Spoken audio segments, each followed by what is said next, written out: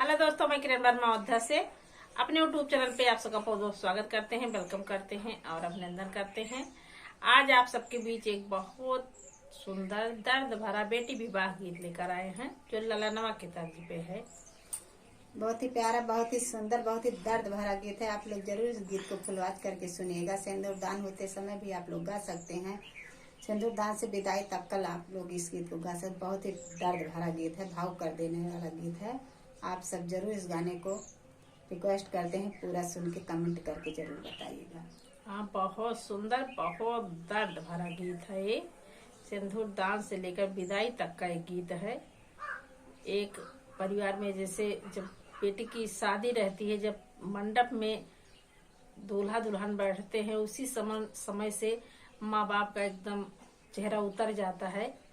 उनको बहुत दर्द रहता है, लेकिन किसी के आगे बयान नहीं कर पाते हैं। उसी के ऊपर है ये गीत एकदम, और लास्ट तक इसको सुनिएगा। और अगर गीत पसंद आएगा तो छोटा सा कमेंट करना मत भूलिएगा। तो आइए आप सबको सुनाते हैं। जेही दिन बेटी के भाई ले बियाहवा, अरे भाई ले बियाहवा, अरे सिंदूरा पड़ल भार मगरे ललनवा, अरे सिंदूरा पड़ल भार मगरे ललनवा। जेही दिन बेटी के भाई ले बियाहवा, अरे भाई ले बियाहवा, अरे सिंदूरा पड़ल भार मगरे ललनवा, अरे सिंदूरा पड़ल भार मगरे ललनवा। वही दिन बेटी मोरी चलली ससुरवा, अरे चलली ससुरवा, अरे बेटी के मनवा उदास रे ललनवा, अरे बेटी के मनवा उदास रे ललनवा। वही दिन बेटी मोरी चलली ससुरवा, अरे चलली ससुरवा, अरे अखिया से बहला गए रे ललनवा, अरे अखिया से बहला गए रे ललनवा। सभवा में बैठल बाबा मोरे रोए, अरे बाबा मोरे रोए, अरे अम्मा माड़ुआ के बिचरे ललनवा, अरे अम्मा माड़ुआ के बिचरे ललनवा। सभवा में बैठल बाबा मोरे रोए, अरे बाबा मोरे रो, अरे अम्मा माड़ुआ के बिचरे ललनवा, अरे अम्मा माड़ुआ के बिचरे ललनवा। दुआरे जे बैठल भैया मोरे रोए, अरे भैया मोरे रोए, अरे भाभी आंगनवा के बिचरे ललनवा, अरे भाभी आंगनवा के बिचरे ललनवा। दुआरे जे बैठल भैया मोरे रोए, अरे भैया मोरे रोए, अरे भाभी आंगनवा के बिचरे ललनवा, अरे भाभी आंगनवा के बिचरे ललनवा। अपने पिया के घर जायू ए बेटी, अरे जायू ए बेटी, अरे हंसी खुशी रखिया परिवार रे ललनवा, अरे हंसी खुशी रखिया परिवार रे ललनवा। अपने पिया के घर जायू ये बेटी, अरे जायू ये बेटी, अरे हंसी खुशी रखी हा परिवार रे लाल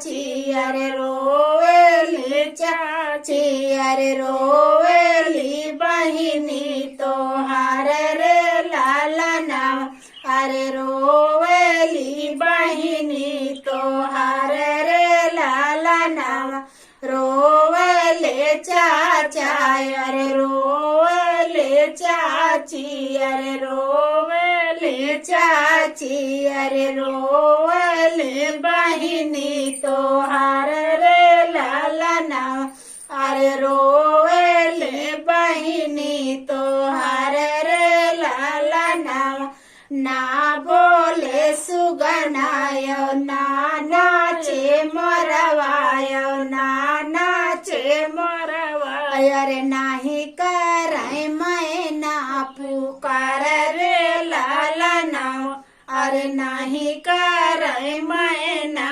पुकार रे लालना ना बोले सुगनायो ना नाचे मोरवायो ना नाचे मोरवायो अरे नाही करे मैं ना पुकार रे लालना अरे नाही करे मैं ना पुकार रे लालना बाबा जे अपन बेटी समझावैला गए अरे समझावैला गए अरे सुना बेटी अरे जहाँ मार रे लालना अरे सुना बेटी अरे जहाँ मार रे लालना बाबा जे अपन बेटी समझावे लागे अरे समझावे लागे अरे सुना बेटी अरे जय हमार रे लालना अरे सुना बेटी अरे जय हमार रे लालना तोरे रोए से बेटी फटी है कर जवायर फटी है कर जवार हमसे सहल नाही जाई रे लालना अरे हमसे सहल नाही जाई रे लालना तोरे रोए से बेटी फटी है कर जवायर फटी है कर जवायर हमसे सहल नाही जाई रे लालना अरे हमसे सहल नाही जाई रे लालना छाओ महीना में लेके तू है आई बैर लेवे तू है आई बैर फिर आई बाबा के देश रे लालना अरे फिर आई बाबा के देश रे लालना छावे महीनवा में लेवे तू है आई बैर लेवे तू है आई बैर फिर आई बाबा के देश रे लालना अरे फिर आई बाबा के देश रे लालना। बहुत ही दर्द भरा गीत आप लोग जरूर इस गाने को फॉलो करके कमेंट में जरूर बताइएगा। फिर मिलेंगे अगले गाने के साथ, तब तक के लिए धन्यवाद।